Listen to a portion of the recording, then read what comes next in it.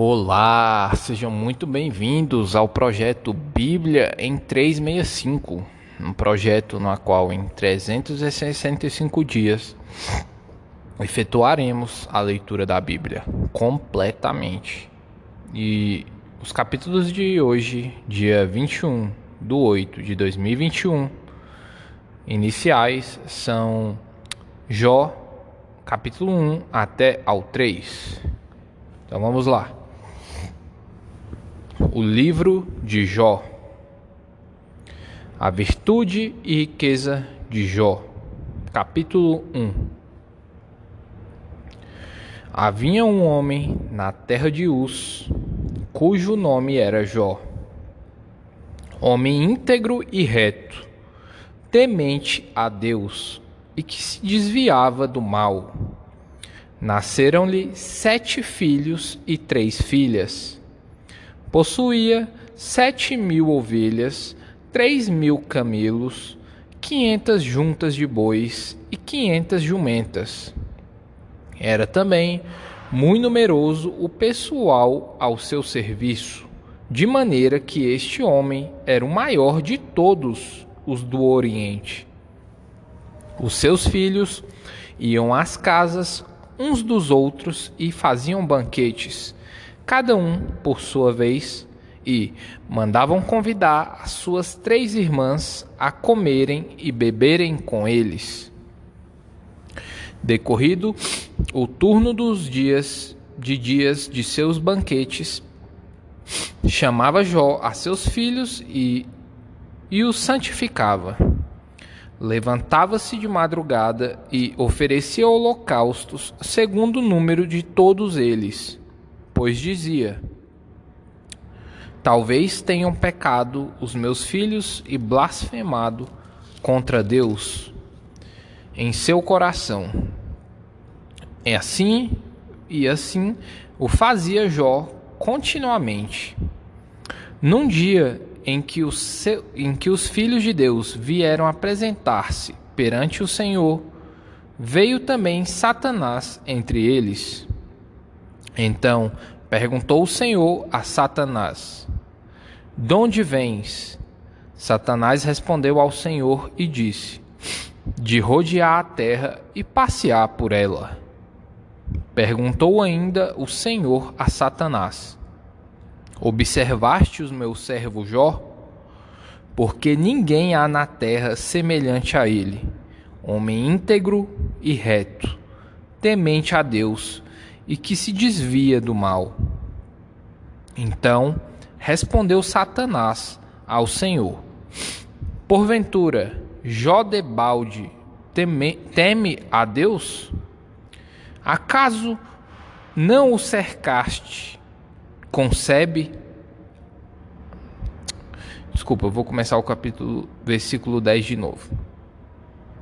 Acaso não cercaste com sebe a ele, a sua casa e a tudo quanto tem?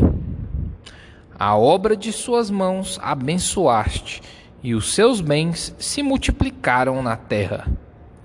Estende, porém, a mão e toca-lhe em tudo quanto tem, e verás se não blasfema contra ti na tua face. Disse o Senhor a Satanás: eis que tudo quanto ele tem está em teu poder. Somente contra ele não estendas a mão. E Satanás saiu da presença do Senhor. As aflições e a paciência de Jó. Versículo 13. Sucedeu um dia em que seus filhos e suas filhas comiam e bebiam vinho na casa do irmão primogênito, que veio um mensageiro a Jó e lhe disse: os bois lavravam e as jumentas passeam junto a eles. De repente, deram sobre eles os sabeus e os levaram, e mataram os servos a fio de espada. Só eu escapei para trazer-te a nova. Falava este ainda quando veio outro e disse: fogo de Deus cai do céu e queimou as ovelhas e os servos, e os consumiu. Só eu escapei, para trazer-te a nova. Falava este ainda, quando veio outro e disse: Dividiram-se os caldeus em 3 bandos, deram sobre camelos, os levaram e mataram aos servos a fio de espada. Só eu escapei, para trazer-te a nova. Também este falava ainda, quando veio outro e disse: Estando teus filhos e tuas filhas comendo e bebendo vinho, em casa do irmão primogênito, eis que se levantou grande vento do lado do deserto, e deu nos 4 cantos da casa, a qual caiu sobre eles, e morreram. Só eu escapei para trazer-te a nova. Então Jó se levantou, rasgou seu manto, rapou a cabeça e lançou-se em terra, e adorou. E disse: Nu saí do ventre de minha mãe, e nu voltarei. O Senhor o deu, e o Senhor o tomou. Bendito seja o nome do Senhor. Em tudo isto, Jó não pecou, nem atribuiu a Deus falta alguma. Capítulo 2. Num dia em que os filhos de Deus vieram apresentar-se perante o Senhor, veio também Satanás entre eles apresentar-se perante o Senhor. Então o Senhor disse a Satanás: De onde vens? Respondeu Satanás ao Senhor e disse: De rodear a terra e passear por ela. Perguntou o Senhor a Satanás: Observaste o meu servo Jó? Porque ninguém há na terra semelhante a ele, homem íntegro e reto, temente a Deus e que se desvia do mal. Ele conserva a sua integridade, embora me incitasses contra ele para o consumir sem causa. Então Satanás respondeu ao Senhor: Pele por pele, e tudo quanto o homem tem dará pela sua vida. Estende, porém, a mão, toca-lhe nos ossos e na carne, e verás se não blasfema contra ti na tua face. Disse o Senhor a Satanás: Eis que ele está em teu poder, mas poupa-lhe a vida. Então saiu Satanás da presença do Senhor e feriu a Jó de tumores malignos, desde a planta do pé até ao alto da cabeça. Jó, sentado em cinza, tomou um caco para com ele raspar-se. Então sua mulher lhe disse: Ainda conservas a tua integridade? Amaldiçoa a Deus e morre. Mas ele lhe respondeu: Falas como qualquer doida. Temos recebido o bem de Deus e não receberíamos também o mal? Em tudo isto não pecou Jó com seus lábios. Ouvindo, pois, 3 amigos de Jó todo este mal que lhe sobreviera, chegaram, cada um do seu lugar. Elifaz, o temanita, Bildade, o suíta, e Zofar, o naamafitita, e combinaram ir juntamente condoer-se dele e consolá-lo. Levantando eles de longe os olhos e não o reconhecendo, ergueram a voz e choraram. E cada um, rasgando seu manto, lançava pó ao ar sobre a cabeça. Sentaram-se com ele na terra 7 dias e 7 noites, e nenhum lhe dizia palavra alguma, pois viam que a dor era muito grande. Jó amaldiçoa o seu nascimento. Capítulo 3.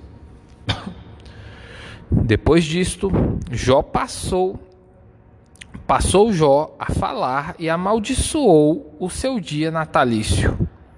Disse Jó: pereça o dia em que nasci e a noite em que se disse: foi concebido um homem. Converta-se aquele dia em trevas, e Deus, lá de cima, não tenha cuidado dele, nem resplandeça sobre ele a luz. Reclamem-no as trevas e a sombra da morte. Habitem sobre ele nuvens. Espanta-te-o tudo o que pode enegrecer o dia. Aquela noite, que dela se apoderem densas trevas. Não se regozije ela entre os dias do ano. Não entre na conta dos meses. Seja estéril aquela noite, e dela sejam banidos os sons de júbilo. Amaldiçoem-na aquelas que sabem amaldiçoar o dia e sabem excitar o monstro marinho. Escureçam-se as estrelas do crepúsculo matutino dessa noite, que ela espere a luz e a luz não venha, que ela não veja as pálpebras, os olhos da alva, pois não fechou as portas do ventre de minha mãe, nem escondeu dos meus olhos o sofrimento. Por que não morri eu na madre? Por que não expirei ao sair dela? Porque houve regaço que me acolhesse, e por que peitos para que eu mamasse? Porque já agora repousaria tranquilo, dormiria, e então haveria para mim descanso, com os reis e conselheiros da terra que para si edificaram mausoléus, ou com os príncipes que tinham ouro e encheram de prata as suas casas, ou como aborto oculto, eu não existiria, como crianças que nunca viram a luz. Ali os maus cessam de perturbar, e ali repousam os cansados. Ali os presos juntamente repousam e não ouvem a voz do feitor. Ali está tanto o pequeno como o grande, e o servo livre de seu senhor. Porque se concede a luz ao miserável, e vida aos amargurados de ânimo, que esperam a morte, e ela não vem. Eles cavam em procura dela mais do que tesouros ocultos. Eles se regozijariam por um túmulo e exultariam se achassem a sepultura, porque se concede a luz ao homem, cujo caminho é oculto, e a quem Deus cercou de todos os lados. Porque em vez do meu pão me vêm gemidos, e os meus lamentos se derramam como água.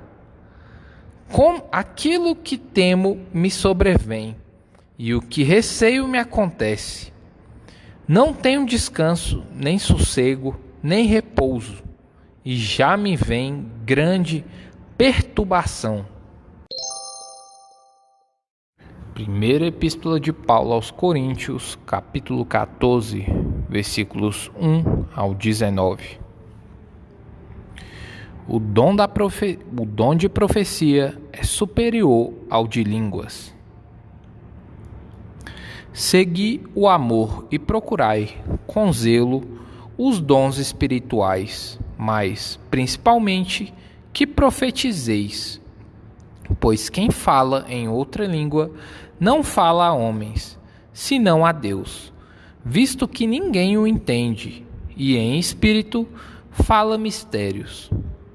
Mas o que profetiza fala aos homens, e edificando, exortando e consolando. O que fala em outra língua, a si mesmo se edifica, mas o que profetiza, edifica a igreja.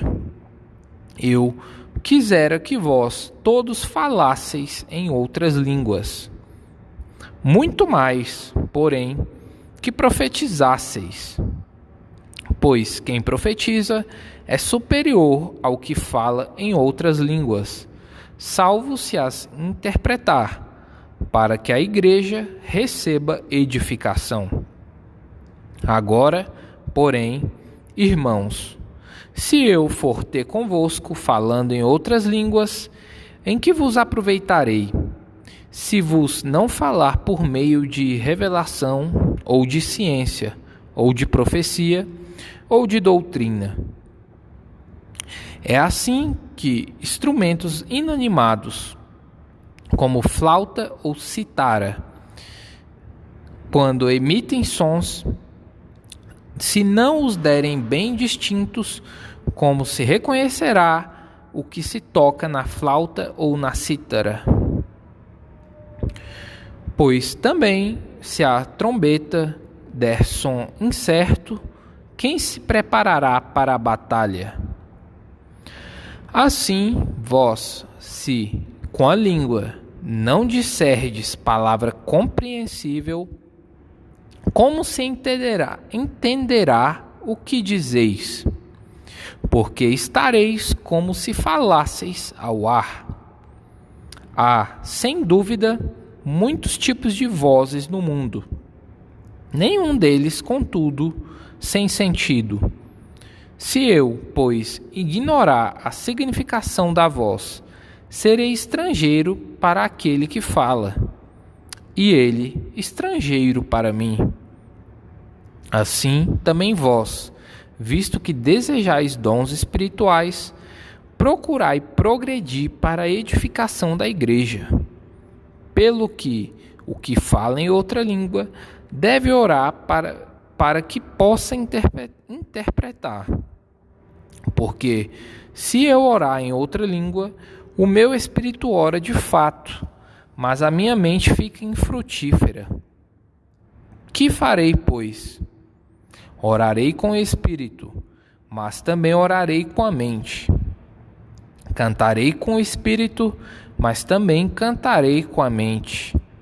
E, se tu bendizeres apenas em espírito, como o indouto, o amém, depois da tua ação de graças, visto que não entende o que dizes, porque tu, de fato, dás bem as graças, mas o outro não é edificado. Dou graças a Deus, porque falo em outras línguas mais do que todos vós. Contudo, prefiro falar na igreja 5 palavras com o meu entendimento, para instruir outros a falar 10.000 palavras em outra língua. Livro dos Salmos, capítulo 37, versículos 12 até o 29. Trama o ímpio contra o justo, e contra ele ringe os dentes.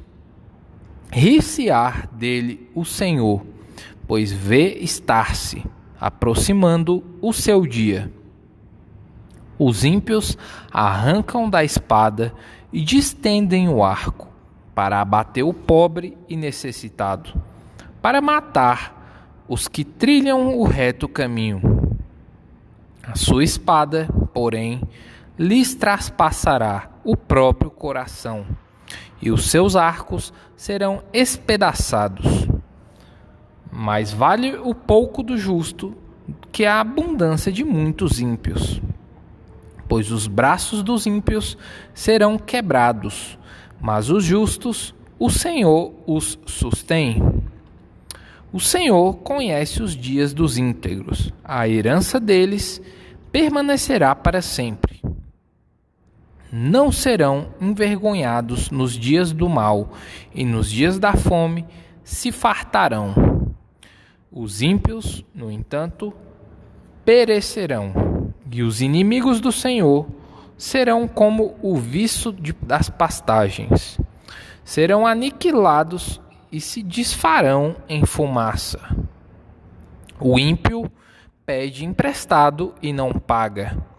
O justo, porém, se compadece e dá.